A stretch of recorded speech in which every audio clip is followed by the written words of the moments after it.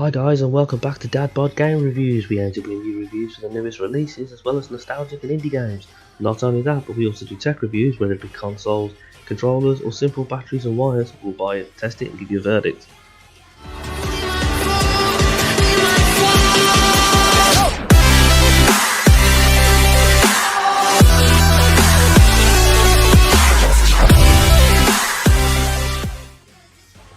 Welcome to this Gamer Reviews news video. Today I want to talk to you about Fallout 76. I know a lot of people are probably sick of hearing about this game, but I would be remiss if I didn't do it. So I want to start with talking about the main problems of Fallout 76, and the first problem is online only. The idea behind a co-op Fallout has been bashed around since the early days of the franchise, and for most of the part a lot of gamers were really keen on the idea. I mean, who wouldn't love to be exploring the wasteland with a friend or two? And dog meat, they must include dog meat. But when the idea of Fallout 76 came around, people got nervous, especially because of its online nature, and this has caused some real problem for gamers. First off, in combat, the VAT system in previous games allowed you to slow down times and crawl is practically gone, and this had some severe issues. Right, for instance, my dad. He loves playing games. My dad is an old-fashioned gamer, but he can only play first-person shooters. So he's played Fallout in the past, he enjoyed them, so he bought this one, bought Fallout 76. But he can't use the game because VAT, it goes too quickly. He got frustrated within an hour and he hasn't been back to it since. The impact of online stretches far beyond combat. The story, or lack thereof, is told in the form of holotapes. Now, I'm not being funny, but that gets really boring after your third or fourth tape. And since there are no human PCs in the game feels barren and empty, more than a Fallout game should, which leads us to a second complaint. Boring.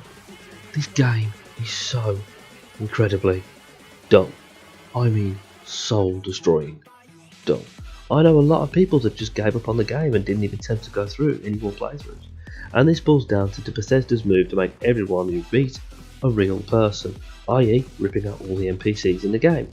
In fact, a lot of reviewers didn't even finish the game, rather moving on to other titles that would at least be fun to work with. Again, this is just a bad move. And it's not like Bethesda have got an excuse for it, because I'm not being funny, but they have made another online game, Elder Scrolls Online. Does that ring a bell to anyone? That being said, a lot of people also left the game behind for our next reason, bugs and glitches. Not only is the game an online, leaving the goodness of a single player campaign behind, not only is it an empty world and a boring survival game, it is also a buggy, glitchy mess of a game that bogs it down every second. At one point I couldn't even log on, it wouldn't let me, and then when I did I had the health bug on every enemy I tried to shoot, so whenever the health got low it just gained more health instantly. That was frustrating. Now, Bethesda are known for creating buggy games, and yet they're known for not fixing half of their bugs. Usually the community creates mods that fix most of them, but now Bethesda have made the worst game at launch in the history of gaming, in my opinion, with things like lag, unstable frame rate, stiff animation and performance issues. I mean, there was actually a performance issue where if I fired an automatic weapon, the frames per second would drop. But what the hell? Now, when you choose to buy a Bethesda game, you know you're going to have to choose between a few extras you can buy. This release came with a Power Armor helmet which looked awesome, a Tricentennial Edition bonus digital item, a cool looking glow in the dark map, and collectible Fallout figurines in a steel case. And the best one, a Canvas Westtech duffel bag, which is, as it said in the title, canvas, and by the look of some marketing materials, looks fantastic. So people eagerly went out and spent $200 plus depending on where you live, and waited eagerly for their stuff to arrive. They jumped with excitement to open the box, they ripped it open, and are greeted by a beautiful T-51 Power Armor cardboard box with holding all the stuff. Still excited, they popped it out and boom, there's the nylon bag. A nylon bag. Something that you would see on the back of a child walking to school. Welcome everyone to Baggate. So you're probably sitting there thinking, well, knowing Bethesda, they'd probably get it fixed at some point. But you would be wrong. After digging around some things and talking to a lot of people who have bought that edition of the game, we found out that Bethesda initially refused to even say it, refused to admit it. And after a lot of people complaining, as would be their right, Bethesda released an online statement saying that it was too expensive to make a canvas bag and they won't be doing anything about it. Have you ever heard of something as pathetic as that? Seriously. AAA game developer, telling us that Canvas is too expensive. Really? Really?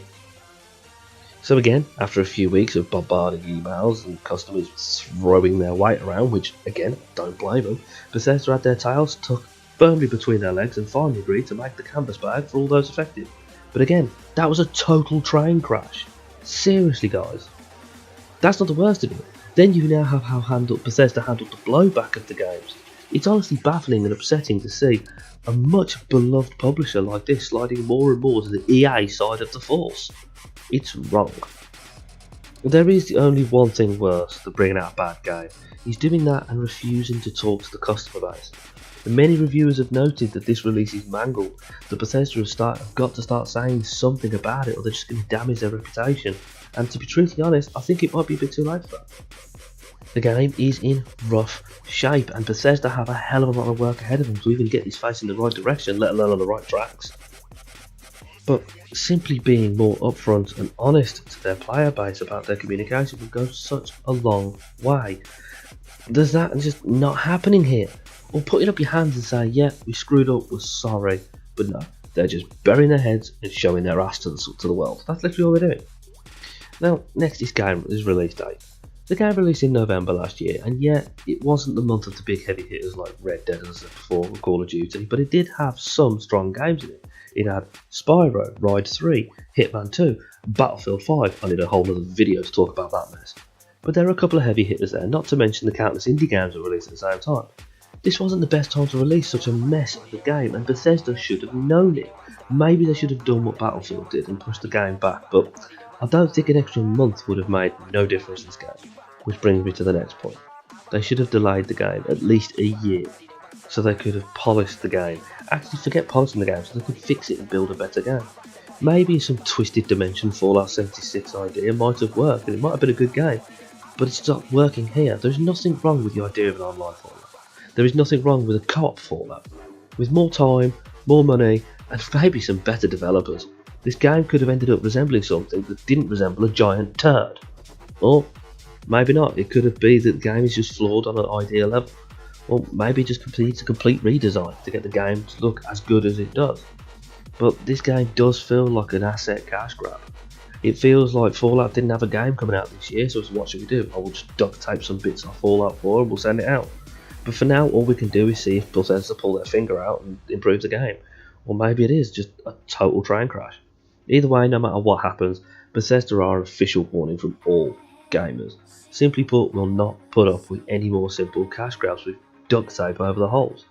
This whole game has been simple, pure making money exercise, based on the same game engine as Fallout 4, which is now an old game. Bethesda, you have been warned. The next time you bring us an old gaming engine in an old game format and try and push microtransactions on us, we will fight you and we will fight you hard and we'll do it the only way we know it hurts. Your bottom line. Okay guys, sorry about that, went on a bit of an angry one there, but I hope you enjoyed the video, and I'm going to try and keep up with as much game news as I can. Please hit that subscribe button and drop us a like. Okay guys, thanks very much, see you later.